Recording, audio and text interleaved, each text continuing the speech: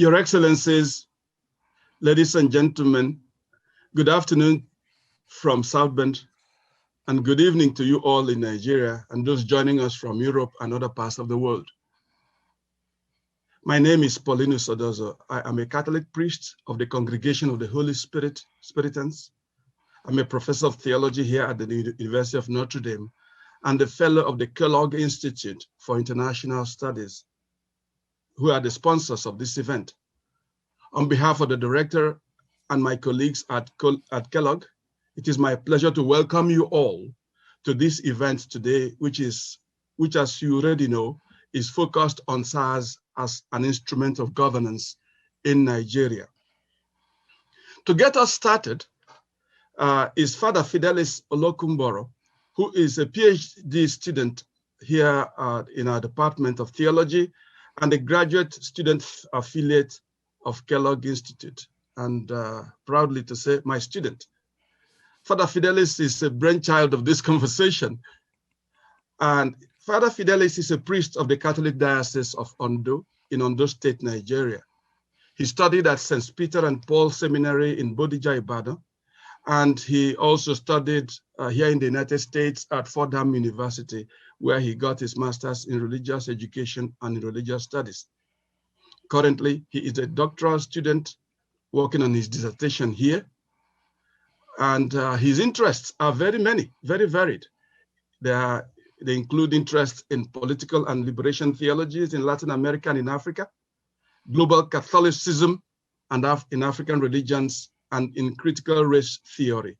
Please join me to welcome Father Fidelis today. Father Fidelis will now introduce our topic and the speakers for this occasion. Father Fidelis, over to you. Thank you so much, Father. I guess I wouldn't need to defend my dissertation again.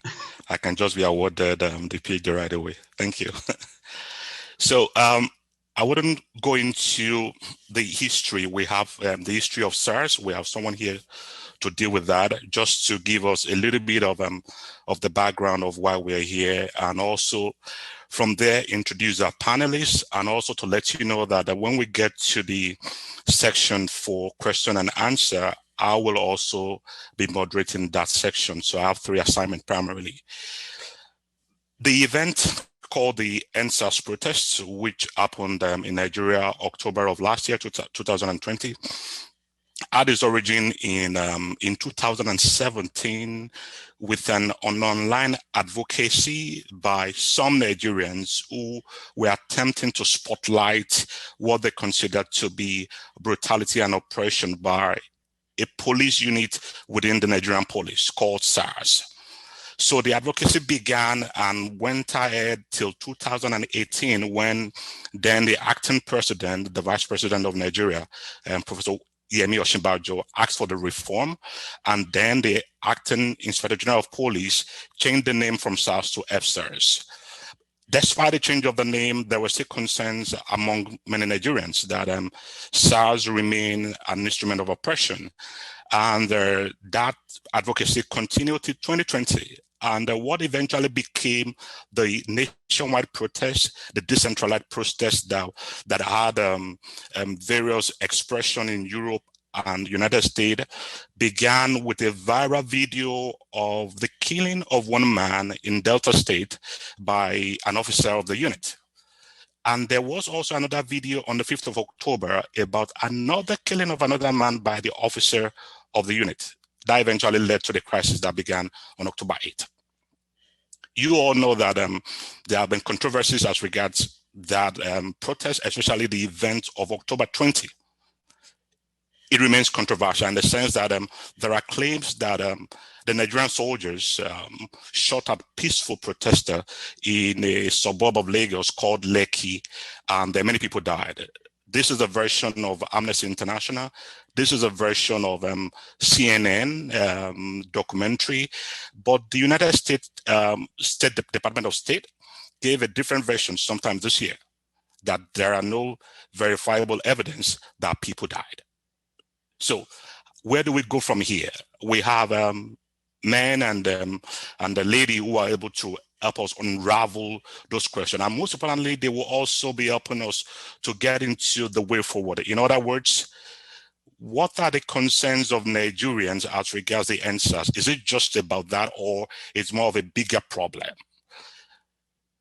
To do this for us, I'm going to introduce you the panelists and in order of their presentation.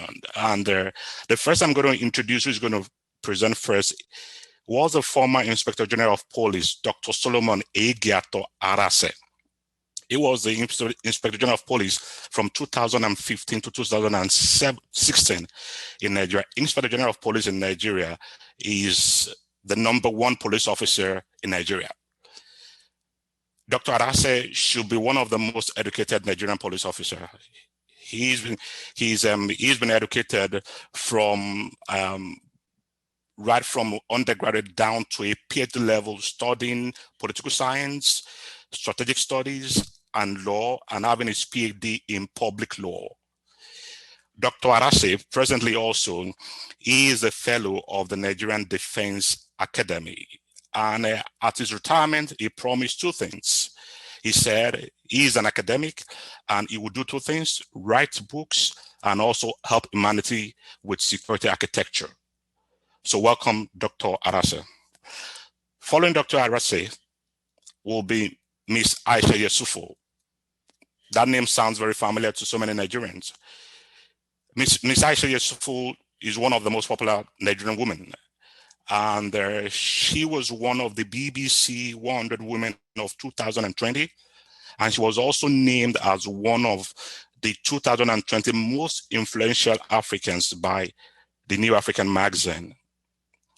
Ms. Yesufu was born and raised in Kano to parents from the south side of Nigeria, Edo State precisely. She is the co-convener of Bring Back Our Girls, an advocacy group formed when the Chibok girls were abducted in 2014. She studied microbiology from Bayero University in Kano after she withdrew from studying medicine at Ahmadu Bello University due to the murder of a professor in 1994. When Ms. Yesufu is not on the street of Nigeria fighting for justice and right of women, she's either running a business or with her husband, Aliu. Ms. Yesufu, welcome. Next will be Governor Rotimi Akeredolu, the governor of Ondo State. It's important for us to have a response from a state actor who would respond to the concerns of Nigerians. Governor Rotimi Akeredolu, before he became the governor of Ondo State in 2017, was well known in the legal and advocacy circles and also in unionism. He's a lawyer, an attorney. He studied law at the Obafemi Awolowo University, Ile-Ife in Nigeria, and practiced professionally, I think around towards the end of the 1970s till he became the governor of Ondo State. He rose through the ranks as a lawyer. He was the Attorney General of Ondo State in 1997. And in 1998, he became a senior advocate of Nigeria. That is the topmost honor for a Nigerian lawyer. Between 2008 and 2010, Governor Akeredolu was the president of the Nigerian Bar Association. That is an association of Nigerian lawyers. Today, this year, is in his second term as the governor of Ondo State and presently the chairman of the Southwest Governors Forum. Governor Akeredolu, welcome. Thank you. Last but not the least is Father Bob Dowd. Father Bob Dowd is a priest of the Holy Cross Congregation, a professor of political science, and assistant provost for internalization at the University of Notre Dame. He is also the founding director of Kellogg Institute Fordham Program in Human Development. Father Bob has researched extensively on religion and political culture in Africa. His 2015 book, Christianity, Islam, and Liberal Democracy, Lesson from Sub-Saharan Africa, pays particular attention to the intersection of religion and politics in Nigeria. In other words, he is well versed in politics and religion in Nigeria. Father Bob has his doctorate degree in political science from the University of California, and he has his BA in economics from the University of Notre Dame. Father Bob, you're welcome. Thank you. I will now yield the floor to Dr. Arase to keep us going.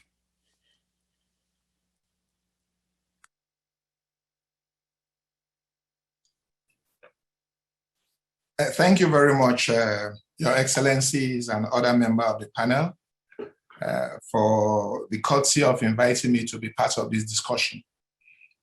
When you were making your introductory remarks, you mentioned SARS. The conception of what we now know as SARS started in 1985 by the then, military president, Ibrahim Babangida. And when it was being set up as Federal Special Anti-Robbery Squad. So it was called Federal SARS.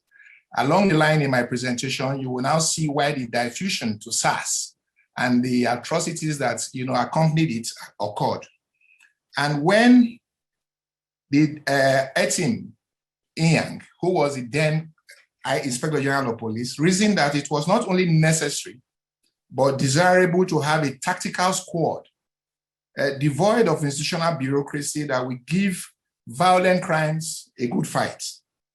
The first commissioner of police who headed the Federal SARS was called Commissioner of Police Fulani Kwajafa. Luckily, he's still alive. Their office was based in Lagos. It was a centralized, team. And the team was a very compact, mobile, and elitist special operation units with well-trained, highly equipped, and fully motivated personnel that can professionally and optimally utilize the intelligence asset of the force to respond to any security threats or social disorder in any part of the country and at very short notice, and recorded great strides since its inception in 1985. The recruitment process, which is very, very important, which along the line, got also diffused, that led to what we now know as NSAS. The recruitment process into this squad was from amongst the serving officers of the Nigerian police force. The exercise was usually painstaking and, based on the officer's record of professionalism, intelligence, and integrity. The major strength of this newly formed squad includes they reported directly to the Inspector General of Police in Lagos, as it was then. Funds and general logistics required by the squads were made available in advance. Intelligence and information gathering, analysis, and usage formed the operational bedrock and accounted for the numerous successes. Investigation and prosecution of cases were timely, and evidence was unbroken because officers involved were available during the pendency of investigation and prosecution. The officers were regularly changed and never overstayed their welcome. So it was a force that was built on professionalism, integrity, and competence of the officers. And it was a centralized unit. Let me quickly mention some of the successes that they recorded along the line because of want of time. I'm sure this, if we have had time, this is a semester, topic that Akimboro you would have benefited from. When the military exited the Nigerian political space, there was a vacuum that was created. There was an upsurge of, ethnic militias across the length and breadth of the country. It was this group, this Federal SARS, that was mandated to move around these various areas to dislodge this militancy. Among them were the Odua People's Congress. They were operating from the southwest. The Movement for the Actualization of the Sovereign State of Biafra, MASOB, which was also operating from the southeast. The Movement for the Emancipation of the People of the Niger Delta, which they nicknamed MEND, which was operating from the south-south, and the Niger Delta Vigilante Group. When it came to issues of violent crime, it was this same Federal SARS that made tremendous impacts.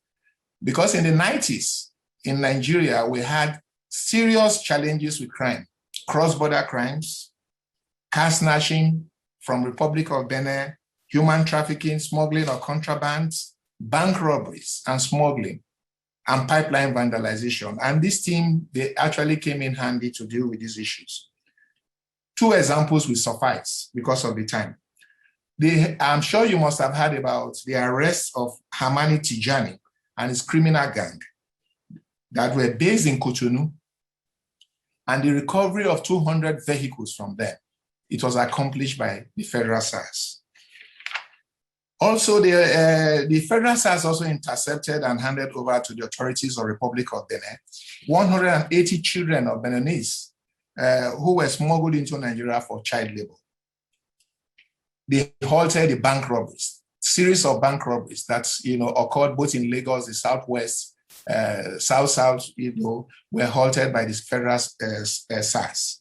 The pipeline vandalization, these were part of, but not limited to the achievements while they were in existence. Then the second phase of this thing is that the isolated structural and administrative inadequacies that led to SARS.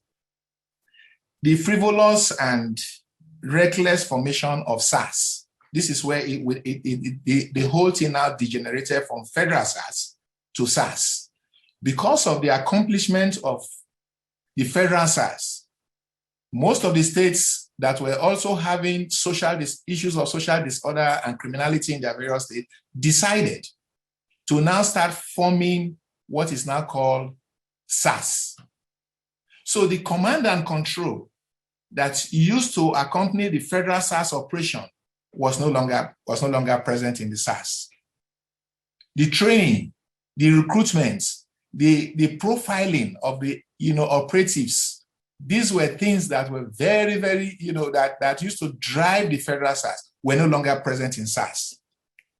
So, and a major challenge within the global policing space is the concerns about the abuse of police coercive powers. We all know that, looking at our laws, the police, they have enormous coercive powers, especially the misuse of firearms and accidental discharge and extrajudicial killings by members of the force.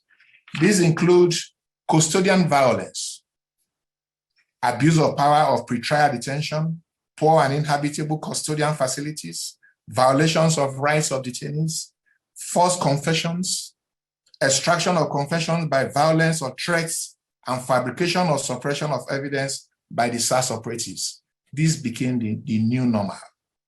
So the following policy thrust of police management between 2015 and 2016, when I was the IG, we took a look at it and said, look, if something is not done about this proliferation of SARS that has now come into our lexicon, that there was going to be a problem. We had predicted that Nigerians were going to react, against this group. So there was massive human rights and musketry training program and certification. So we started the musketry program for them, going back to the original conception, of what SARS was. Then the firearm policy of Nigerian police, we started migrating away from using long weapons into introducing stun guns and taser guns, so that it will reduce, casualties when they come across, members of the public. We also thought that policing is a very stressful job. So maybe the acquisition of some medical teams to conduct snap medical tests was also introduced, so that anybody who, is tested and you discover that it's already stressed, then you don't give them firearms to go on the highway or, to go on patrol. All these things were things that were introduced in 2015. Unfortunately, just like everything in our country, no sustainability, no continuity of policies. Somebody starts a program. Instead of you to study it, you come and you want to make changes, and the changes you are making is now destroying. And that is why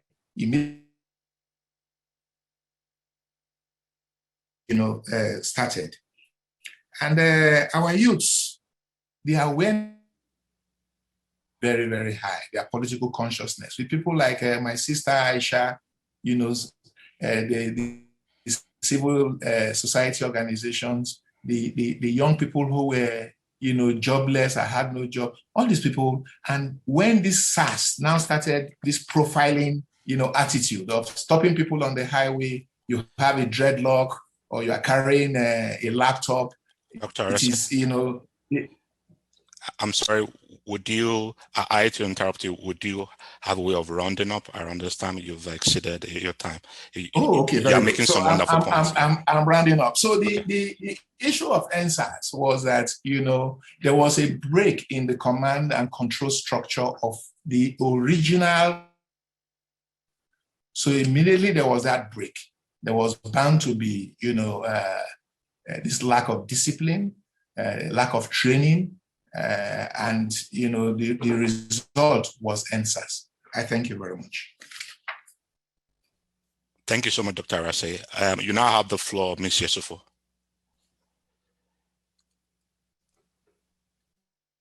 Hello, good evening, everyone from Abuja here. Thank you so much for having me. I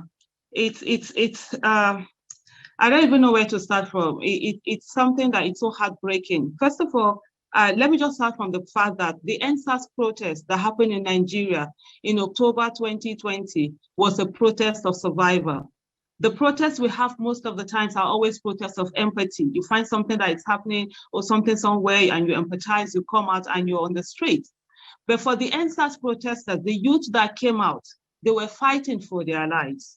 They were fighting to be allowed the opportunity to live in their own country. They were being profiled, and you heard what the last speaker talked about, Mr. Solomon Arase, of the fact that just having dreadlocks made you a criminal in the eyes of SARS. Having a tattoo, having iPhone, having mobile phones, having laptops, all made people criminal.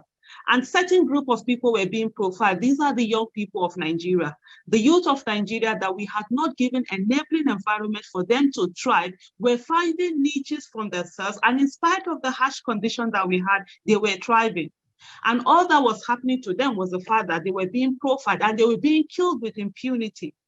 The SARS, like we have heard, is Special Anti-Robbery Squad.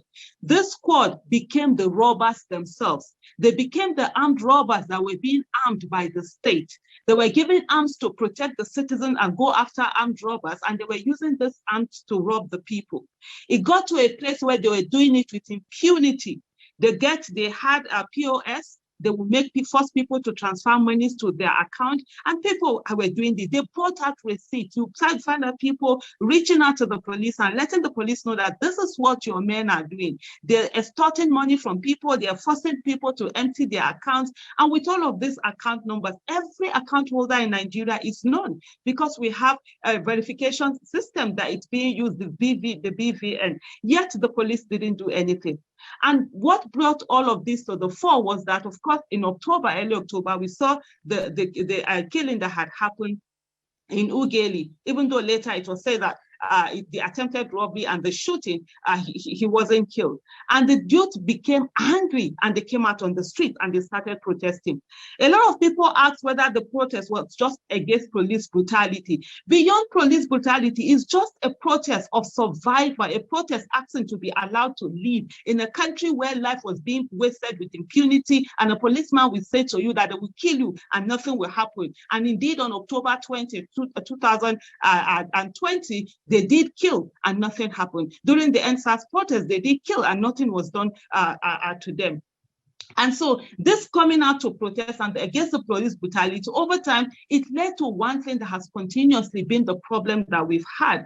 The fact that there's no good governance, the fact that there's no accountability, the fact that there's no transparency, the fact that citizens weren't seen as human beings. And indeed, even though we had democracy, it seemed to be in paper and not democracy in reality. And all of these were the things that kept people on the street. The Nigerian youth are intelligent. They have technology. They have social media. They're not like youth during our time where we couldn't do anything.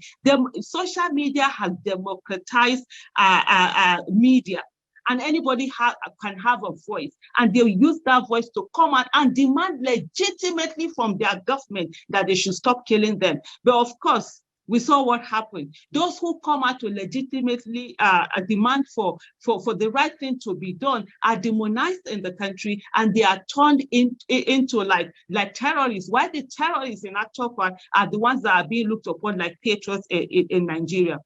And they came out, all of them together. They refused to allow the divide that has consistently been used against them, which is to divide them along the line of religion, ethnicity, and all of that. They came together and they worked with a singularity of purpose, which is to ensure the end to SARS, and which is to ensure that the value for the Nigerian life will be allowed to go on. This is not the first time. As a member of the Bring Back Our Girls movement, we saw 7 years ago when Nigerians came together and they decided to demand for accountability, to demand for the rescue of Chibok girls that were taken away on April 14, 2014. And they did this with a singularity of purpose, irrespective of the economic status, irrespective of our different religious background, different tribe, different educational level. We all came together and we decided to make demands for the right thing to be done. And we showed to the world that indeed Nigerians can unite. And NSAS also protesters did the same thing, and they worked on that unity, and they kept going. But what happened? We saw what happened was that the violence, the government decided, instead of listening to them, they unleashed violence. There are a lot of people who say that, oh, but the government came out to say that they had stopped NSAS, so why were the protesters still on the streets? The protesters were still on the street because always, there's no sincerity of purpose from the government. The issue of NSAS did not start today. In 2014, NSAS was stopped by government, but yet they continued their activity. 2018, 2019, the same thing. In June 2019, the president himself tweeted out that he had received the report of the presidential committee that was set up on the reform of NSAS because of the human rights abuses. From June 2019 up to when the NSAS protest started in October, nothing really was done about it. So they have heard it repeatedly and they haven't seen anything. And on October 11th, when the then IG of police came out to bring out 5 for 5, saying that they have this dissolving SARS and all of that, the NSAS protesters brought out their own requests. What were their requests? Their requests were simple. The protesters that had been arrested, please, can you release them? Can there be justice for those who have been killed by NSAS, and also compensation for their families? The IG of police then had mentioned the fact that the members of the SARS were just going to be taken away and redeployed to other units. And they said no. The NSAS protesters said they wanted to have a psychological evaluation of these officers before they are taken to other units. You don't just taking people who are killing from one unit to another unit without properly checking that the ones that you are transferring are not the ones that have been killed, and the ones that have been killed should be prosecuted. But all of this weren't being done. And so you had the government was just talking, but the action wasn't there. And also part of the things that the NSAS protesters had asked was this panel that had been set up now for there to be investigation. Because over the years, even up to today, there are people who do not believe in the panels, and they have a right not to, because panels had been set up before, and panels had indicted a lot of police officers, but nothing was ever done to them. They were rather, some of them were even moved to this state capital with such impunity and disregard for human rights. I have about 33 seconds, and one of the questions that is always being asked is the fact that what do Nigerians want? And I want to say that what Nigerians want is very simple. Nigerians want good governance. Nigerians want accountability. Nigerians want transparency. Nigerians want rule of law. Nigerians want separation of power. Nigerians want development. Nigerians want a country where the child of nobody can become somebody without knowing anybody. Nigerians want a country where there's no corruption. Nigerians want a country where public servants know that indeed they are servants and they're supposed to serve the people, and not that they are the ones that are supposed to be served. Nigerians want a country where the child of the poor can access good quality education like every other person. Nigerians want a country where access to good quality education is not dependent on the economic status of one's family like we have it today. Nigerians want a nation where there is good quality healthcare system, where it is not only the rich and the politicians that have access to go abroad and access it, but that every one of us, everybody have access to that. Nigerians aren't asking for too much, and the NSAS protesters, I will round up by saying that they were not asking for too much. They were simply asking for a right to live. Thank you. Thank you so much, Ms. Yesufu. Right now, you have the floor, Governor Rotimi Akeredolu. Thank you, and let me greet other panelists and other members who are here. Mine really is to have an insight into what has been said to be the legal provisions, the Nigerian state and constitution. No doubt, I've listened to my co-panelists. I heard all they said, but one thing is clear: the Nigerian constitution, as we have it today, in spite of its flaws, which are there and clear to everybody, guarantees rules of law and fundamental human rights. Our security agencies, like the Nigerian police, have obligations to uphold the law. Everybody, I mean, all the citizens have to act within the ambit of the law. It is given, I mean, all of us know that states take precedence over citizens in some instances, particularly in period of emergency. We all know that certain rights are suspended to guarantee peace in any given society. When there is a social or political upheaval, communal rights supersedes those of individuals so that we can restore peace and maintain peace. A person's rights may be abridged lawfully. This happens everywhere. So it gives us clear understanding of the fact that no right is absolute and all rights are defined by the constitution of every country. When my brother Solomon Arase was talking, it went into what SARS was, when in fact the men who were there then were elitists. It was an elitist code. It was a special operational unit. I'm sure the complaints we have now is not about SARS. So what happened when SARS existed probably is not what our people are complaining about now. Our people, that's why it's not NFSARS, it is NSARS.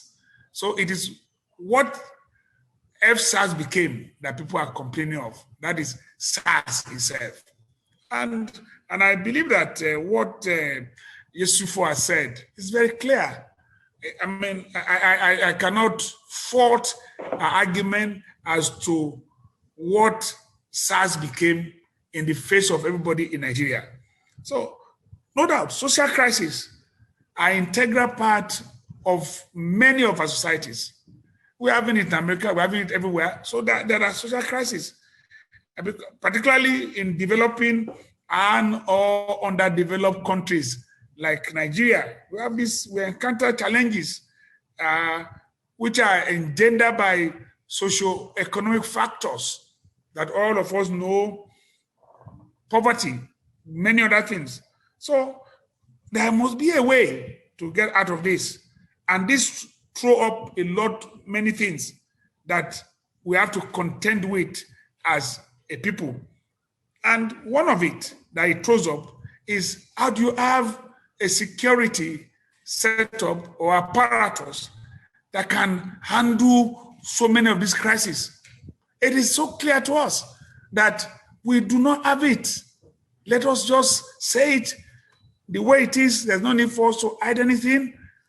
If we say that we'll continue with this present security architecture that has, in a multi-ethnic society like ours, a multi-ethnic state like Nigeria, and we overlook the importance of a decentralized system of effective policing, then we are not even scratching the problem at all on the surface. The problem will remain forever. So what we have really for a number of us is that there have been no, just like I think Yesufu says so, there have been no consistent policy conceived to address issues that have now that have now festered for some time. There are so many issues that we have that have festered for some time. The SARS crisis, as you all know, is one of the numerous socioeconomic crises in the polity. One of them. There are so many other things that are there.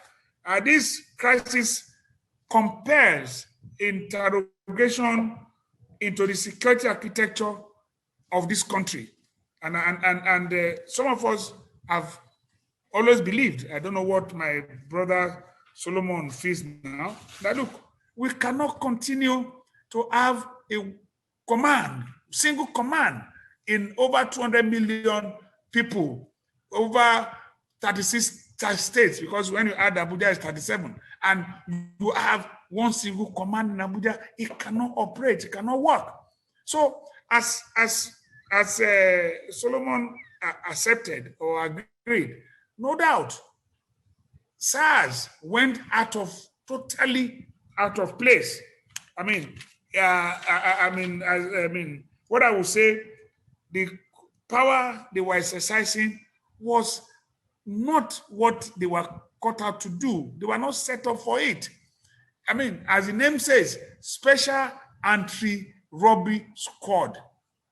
So, if you are a Special Anti-Robbery Squad, where robbery is taking place, you never get there, but people are moving peacefully on the road, they are the ones who arrest, then there's a problem. That means that squad do not have people who they are not manned by trained people. And one of the problems that's using the word trained is that the training of our policemen is suspect. Something has to be done. All of us have to sit up and agree that, look, just like what is happening in America today with shoving scales and co, is the issue of training and retraining. What is the content of the training of our policemen? That is the problem now. This is where we are. And when Nigerian government said, they are seated to the demands of the organizer of a protest, fair enough. But I think it went beyond that.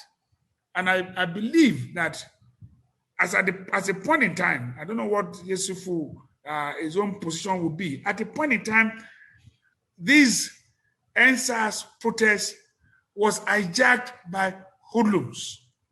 It was no longer the SARS, because what people were concerned about at a given time was how they would loot. SARS was not a protest that was organized to loot. Neither was it a protest organized to destroy. So if you look at the large-scale destruction that you have that happened in Lagos, that cannot be SARS. That can only be just, destructive elements who hijacked SARS. So this is what I believe has happened.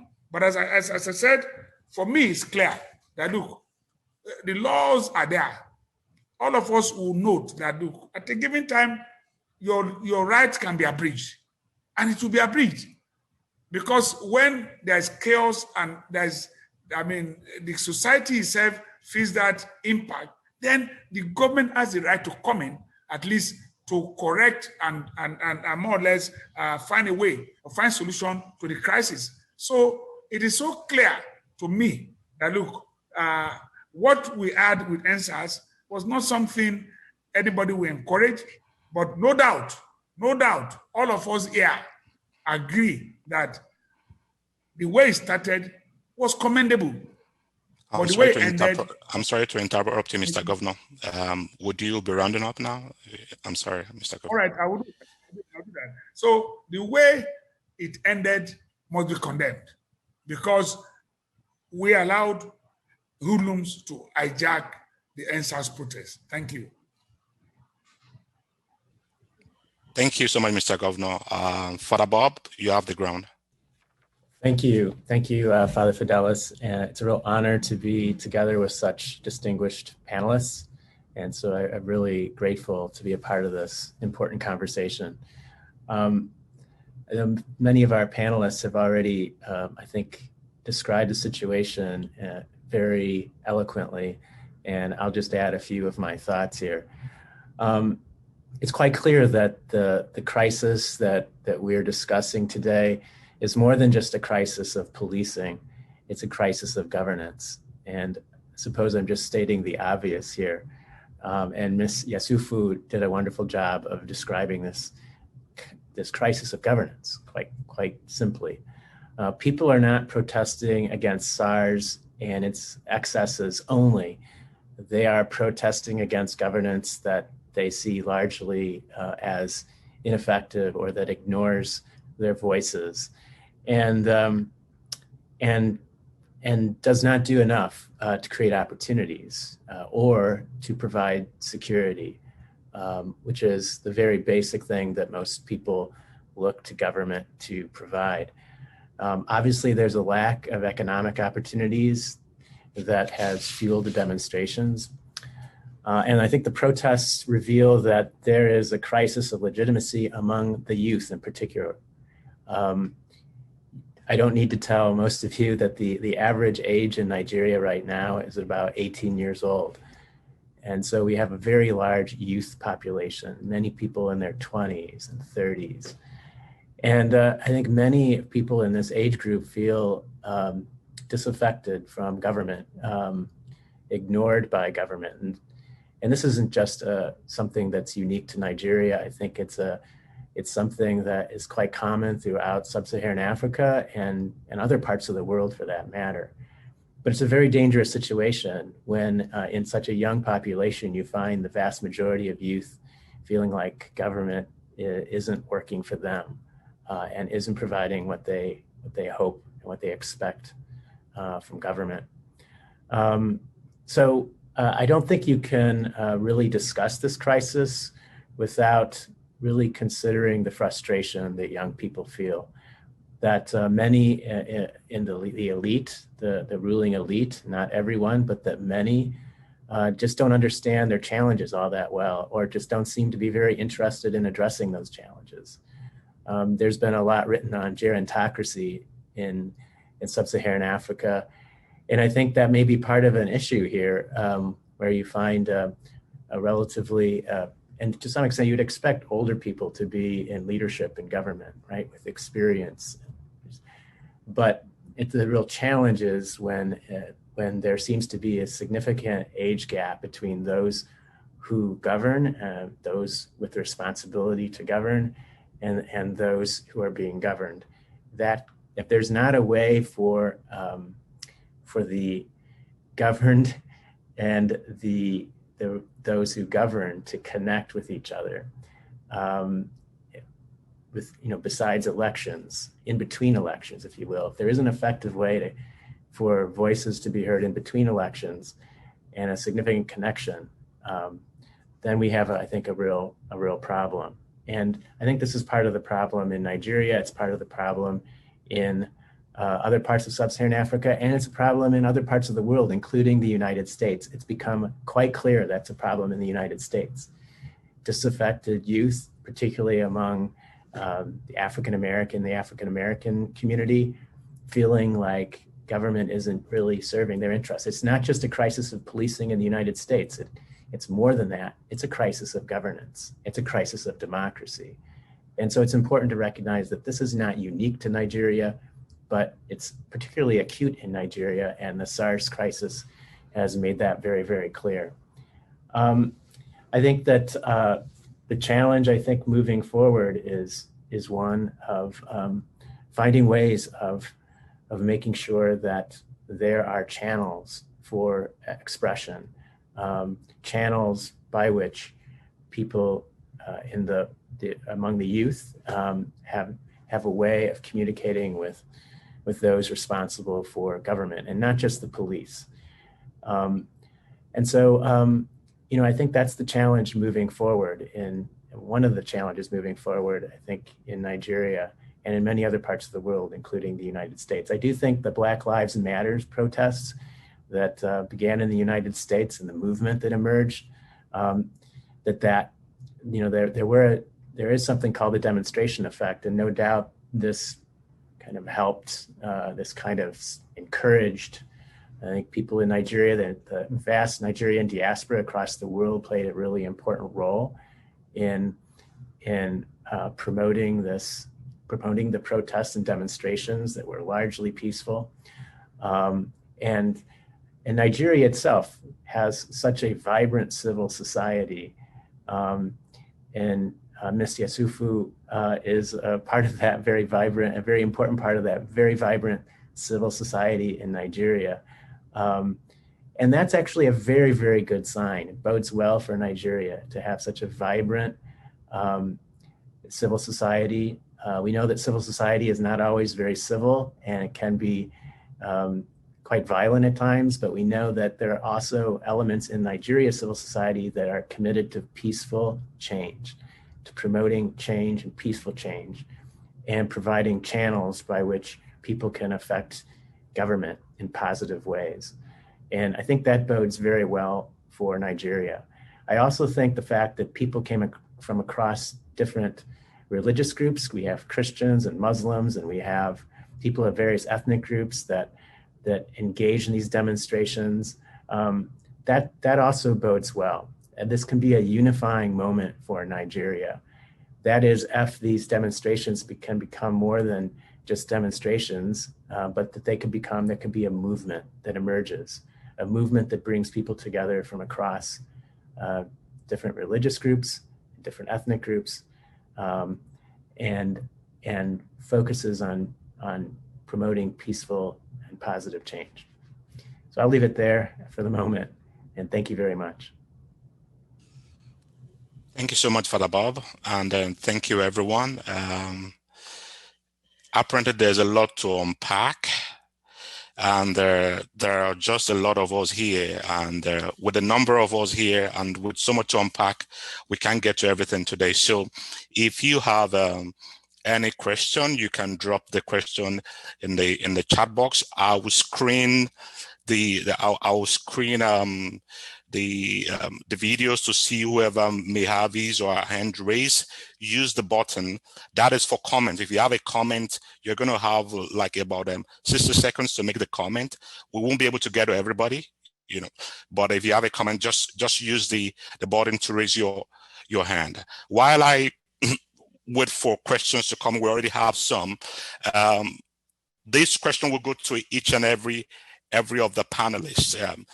There is apparently the importance of the police system in every country, Nigeria most importantly at this point. There is also the importance of the right of the person within system. So, and there is the context of Nigeria that is experiencing a lot of security challenges at this point.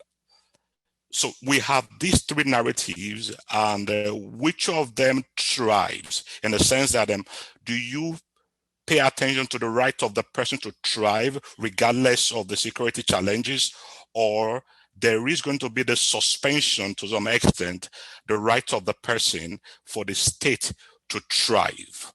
I will give the ground to Dr. Arase, then I will expect the governor to answer after Dr. Arase. Then after Father Bob, then we'll have Ms. Yesufu. Dr. Arase, please. Thank you very much. There is a very tiny line between, the three scenarios that you have tried to draw up now. Well, you see, the policing cannot thrive in an environment where you don't have community partnership, with the police force. Even Section 2 of our Constitution, lists out that it's mandatory for members of the public to assist the police in doing their job. There are a lot of platforms, in the police where complaints against misconduct, professional misconduct can be, but Nigerians never access those platforms. One, I think, Aisha, very well, the Complaint Response Unit.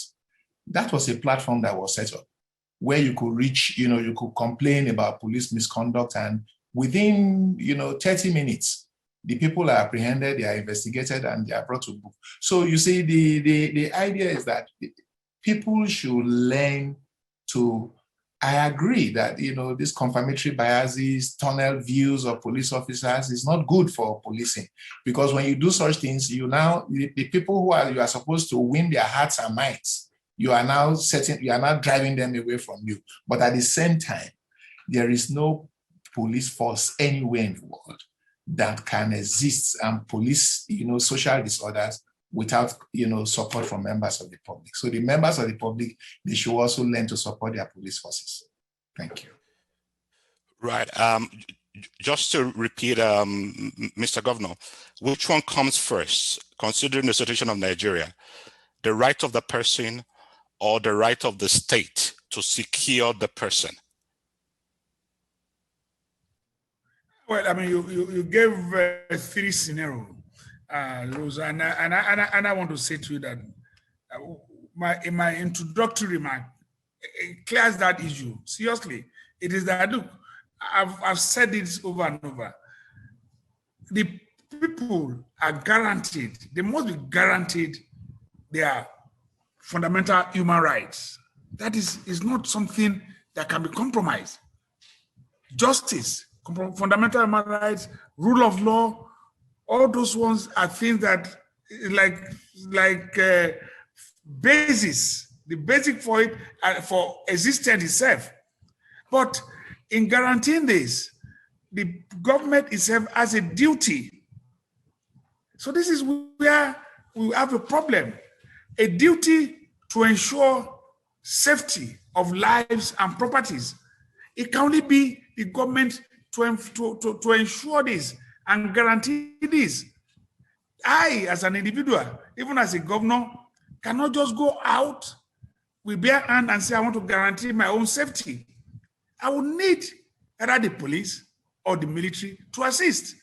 So just like what Solomon said, yes, community must give support. All of us must work in tandem. I agree.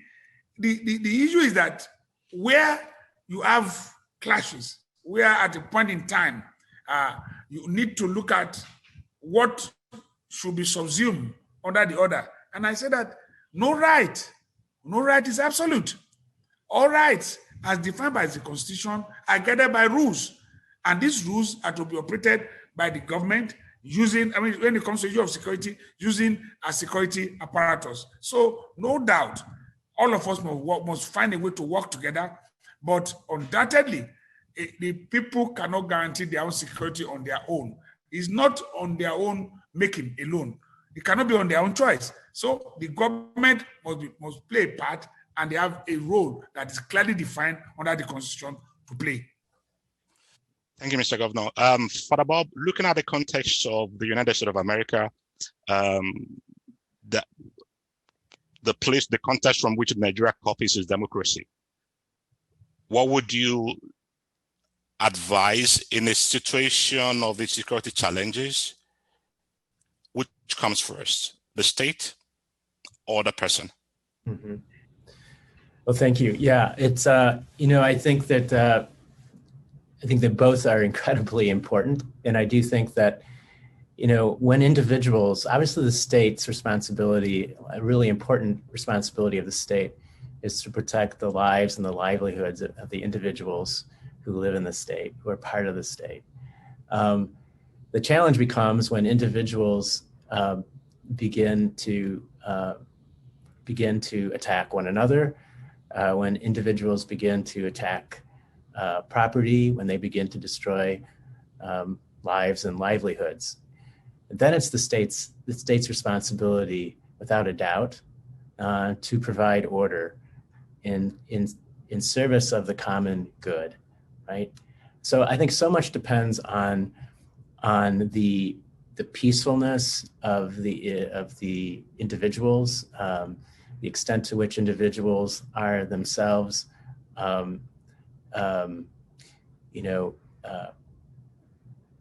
really maintaining a sense of dignity and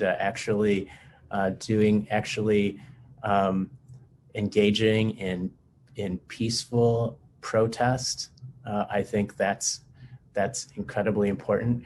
But then it's the state's responsibility to make sure that lives and livelihoods are protected.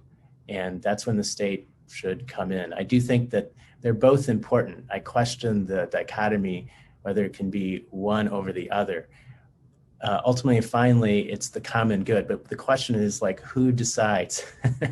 Who decides when the line has crossed, and now the state must step in with force. Force should always be a last resort. And as Dr. Arase has mentioned, ideally the state would be engaged with the population in such a way that force becomes less and less necessary. Unfortunately, it seems like to some degree, force is going to be necessary. Some degree of force is going to be necessary.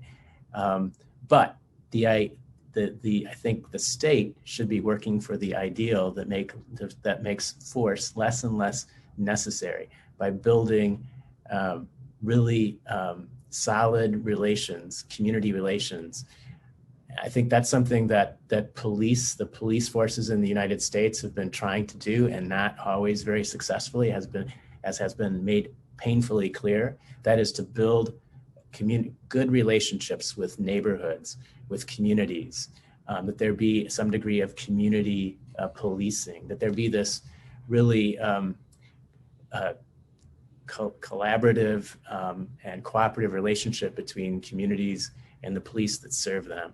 I think that that will make the use of force by the state less and less necessary. But it's a long road. I mean, I'm really laying out an ideal, and I think it's an ideal that we need to work towards, whether in the United States or in Nigeria or elsewhere. Right. Thank you so much for that, Bob. You had Mr. Governor and Dr. Arase, Ms. Aisha, respond to those claims, please.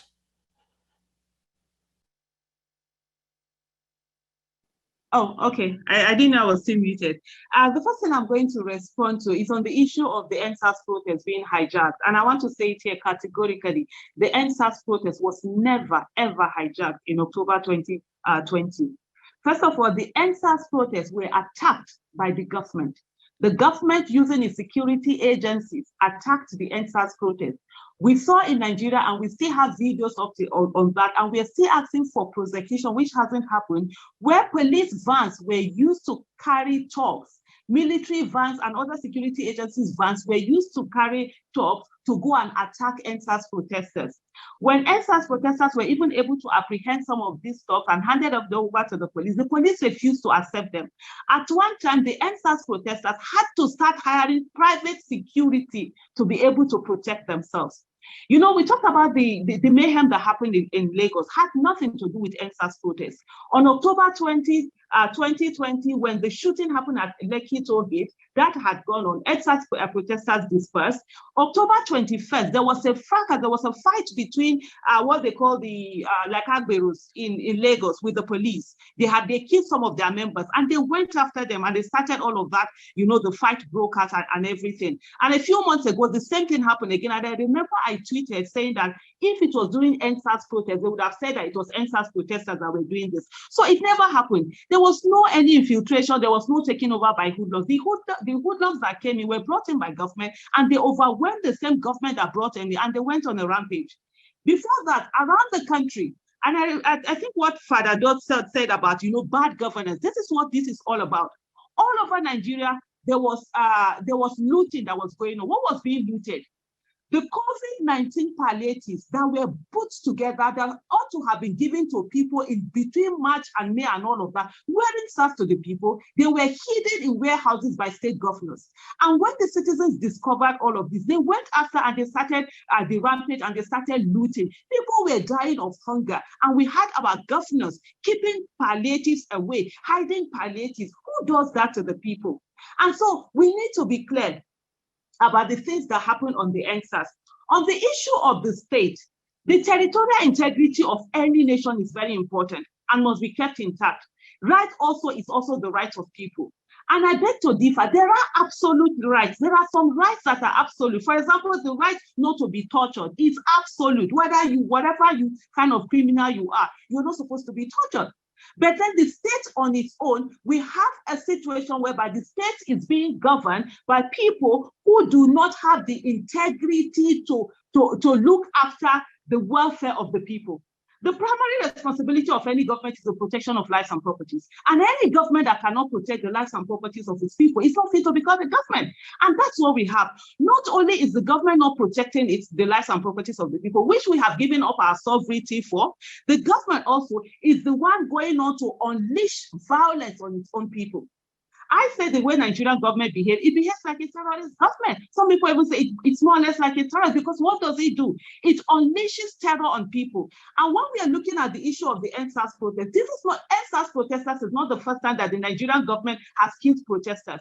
We saw what happened with the Shiite movement. December 2015, almost 3,000 of them were killed.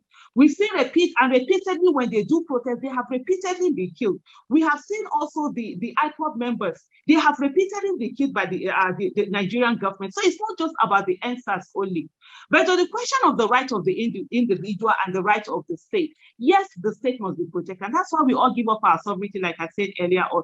But every individual right also has to be protected. And anywhere that anybody breaks the law, they will face the wrath of the law. What we are saying, there are rules of law. The government and the government in its place can follow that rule of law in everything that it's doing.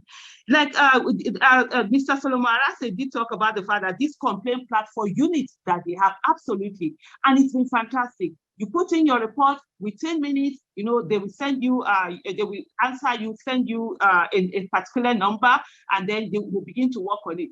But the issue is that when it came to the issue of SARS officers, when it comes to police men and women being reported, you find out that nothing is being done. There is a systemic abuse of power going on. There's systemic what's what I want to use now, the sort of like systemic violence being unleashed by the people, and they've got their back. They always cover their back. And you find that the policemen and women will say to you, oh, the worst thing that will happen is that they're going to deploy us from where we are and take us to another place, and there won't be any justice. We see what is happening in the United States of America. We see what happened with the Chauvin case, and the fact that things are already being put in place to ensure that that does not happen again. But that's not what we see in Nigeria. Over the time, repeatedly, people are being killed with impunity. They make reports. We all do this. At the end of the day, nothing is structurally being done, and we continue. And you find people who are in executive position are speaking just like us who are ordinary citizens. For example, like the governor should be telling us what they are doing to ensure that my life is safe. He shouldn't be speaking like I, as a citizen who does not have any power. Yes, I know the policing that we have, the way our police security system is structured, we don't have state policing, so we can't hold governors are accountable. Everything has to come from Abuja. But what are they doing between the governors, between the National Assembly members, between the state houses of assembly members? What are they doing collectively to ensure that we are having state policing, we are having federal government policing, we are having things being done to ensure that the Nigerian life is protected, rather than us being hearing what the situation and the problems are? Thank you so much. I think I'll stop here. Thank you, Mrs. Aisha. There are just a lot of questions which we will not be able to get to all of them at this point. So this is what I'm going to do. And hopefully Kellogg's will offer us another opportunity in the future to re-articulate the various points that we have generated from this conversation.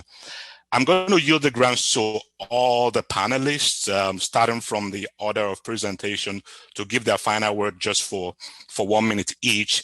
And for example, by the time Dr. Arase, you're going to come first, would you be able to attend to the question of background checks, you know, even presently when police force employ citizens to join the force? Is there anything like that presently in the country? While you give your last word. And also, Mrs. Yesufu, by the time you're given your last word, I know that you've said a lot, by the time you're given your last word, what will be that one thing? If you're going to choose one thing, what will be that one thing that you think will be important for the Nigerian government to put in place when you're giving your last word? And also, Mr. Governor, there is a lot that has been said about government and legitimacy, so to speak, and the gap between the governors, those who govern, and the governed. So, what is that bridge that you think the Nigerians and their government can have so that there can be that conversation between the governed and those who have the responsibility to govern people? And by the time you're having your time, Father Bob, is it possible also for you to reiterate, one thing that guarantees legitimacy? You've talked about the gap between the governor and the governors and the citizen within Nigeria, age gap. But what is that thing? What is that one thing you think you would advise the Nigerian government and the Nigerian people to look into to bridge the gap? Dr. Aisha, your time, please. Thank you very much. Yes, it's part of profiling of people who come into the Nigerian police force. Is part of the recruitment criteria you have. And that is why the police usually insists on the local government chairman, the traditional rulers, endorsing your forms, before you come into the police force. But I think what we have really had in this country, in Nigeria, is that police reform since 1999, they've had 4 police reforms. None of them have been implemented. If most of them have been implemented, then what His Excellency, the Leonard Silk mentioned earlier, will not, this issue of state police and all those things. There are recommendations in police reform saying that the police as it presently constituted is over-centralized. And when you have over-centralized police force, you start devolving powers, to the constituent unit. So I think we have to go back. If Nigerian police force is going to perform its statutory responsibility very well, we have to go back to those 4 police reforms. And all this when you're talking about SARS, they were now setting up panels and that. Go back to the police reforms you've had before. Take a look at them. Look at the, the short-term implementation strategy. Look at the mid-term. Look at the long-term, and look at the ones, the low-hanging fruits that you can easily harvest, and you have a good police force. Thank you for having me. Thank you, Dr. Aisha. Mr. Yesufu. Okay, thank you so much. If there's one thing that I'm asked that we should focus on, and that it should be education. Right now, what we have is that access to good quality education is dependent on the economic status of one's family, and that shouldn't be. For me, that's the greatest injustice that we have in Nigeria. And so that's very important for us to have that. An enabling environment for the youth to thrive. It's high time that our government understand that we need the youth in Nigeria. We have a very intelligent youth that can do so much, and it is not a matter of fighting them. It's a matter of giving them an enabling environment for them to thrive, be there for them, and just do the right thing that needs to be done. Transparency, accountability, good governance, rule of law, all of these things are things that Nigerians are acting up. And for everyone that finds themselves in position of power, please don't think about what people are saying about you now. Think about what they're going to say about you 100 years from now. Put this in place so that 100 years from now, when some Nigerians out there look back, they'll be able to say that this person made a difference in the Nigeria that we want. I will repeat what I said in 2019, and I said that revolution is imminent in Nigeria. It is either we have a bloody revolution or have a bloodless revolution. A bloodless revolution where we are changing system. It's in our hands. Unfortunately, we are not going the bloodless. So we see a lot of people who have taken arms against the state, who are coming against the state. They are having a bloody revolution going on. And sadly, their bad behavior is being enabled by our government that will sit down with terrorists at the table, bring terrorists into state government houses, discuss with terrorists, talk with them. And even the presidency that right today is supporting and defending a terrorist sympathizer that has been found out in power. Meanwhile, protesters, legitimate Nigerians who go out, unarmed protesters who go out and protest legitimately are being killed by the same state government that is fighting terrorists. And that is not a way for a nation to go. Thank you so much. Thank you, Mr. Yesufu. Mr. Governor, you have the floor. You are mute, Mr. Governor. Now, yes, thank you so much. A lot has been said. I need to react to a few things, and this is to clear any doubt.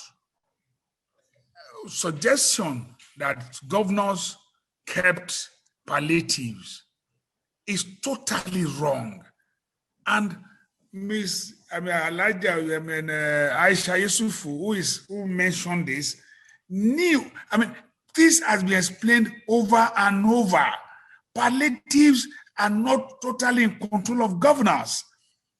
The COVID committee on it, who sent all these palliatives, gave directives as to when to distribute them, and they wanted to participate in it.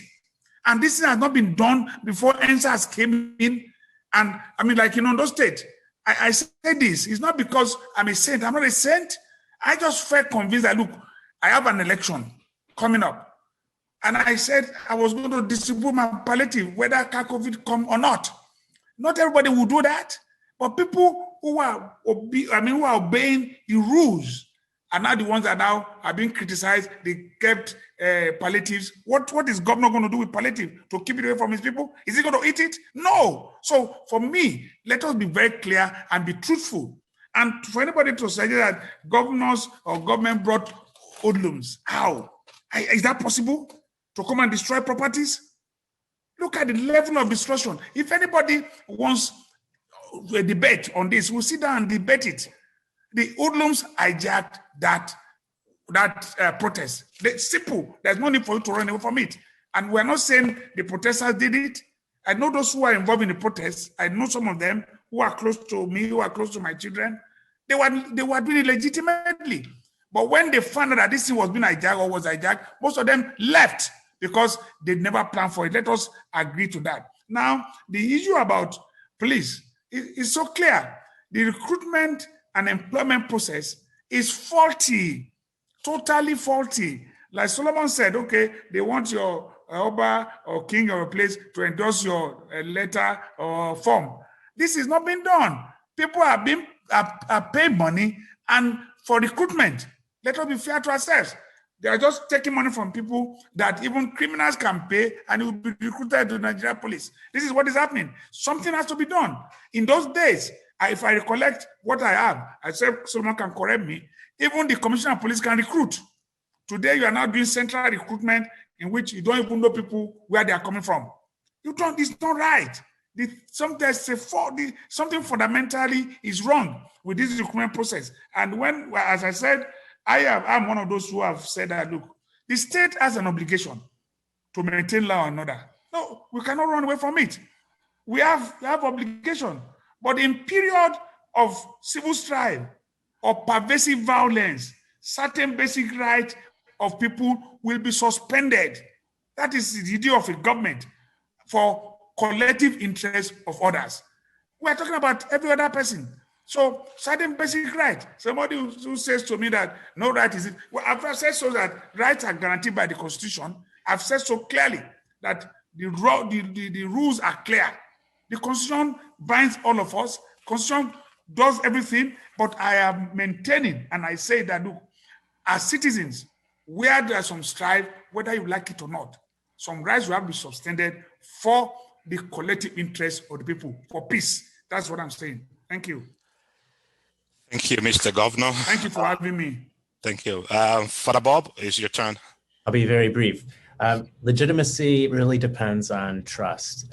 People need to trust government, and that the government is doing everything it can to provide for public safety, and I think that's a real crisis of legitimacy right now in Nigeria and many other countries around the world. Is people have lost confidence or trust in the state and in government because it doesn't seem to be providing for public safety sufficiently enough. I think that there's a real crisis of policing in much of Africa, and it's not, like I've said before, it's a deeper crisis, not just about policing, but I do think that if there isn't significant police reform in Nigeria and many other countries, we're going to find that democracy itself is going to be in significant crisis, and that that poor policing and predatory policing is actually going to bring down democratic experiments across the world. And so I would say that the government should focus as much as it possibly can on reforming the police. What does that mean? Maybe it means paying police more adequately. Maybe it means also making sure that police training are professionalized. I think that there's a lot that we could talk about there, but I do think that in itself would do a lot to increase the legitimacy of government.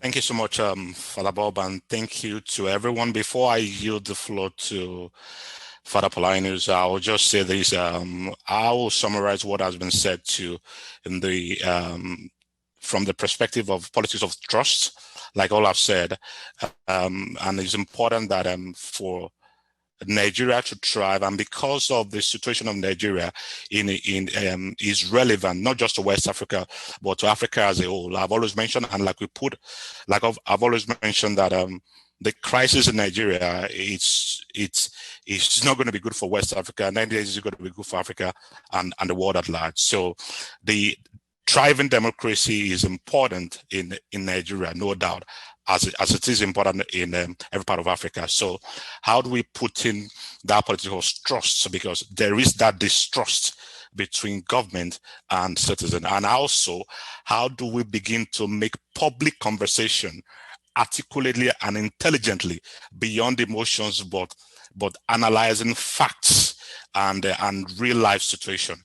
I think that is where we need to push the Nigerian narrative to. Thank you very much for coming. There's just a lot to say, but we don't have the time to do that. I will now yield the floor to Father Paulinus to conclude this session. Thank you.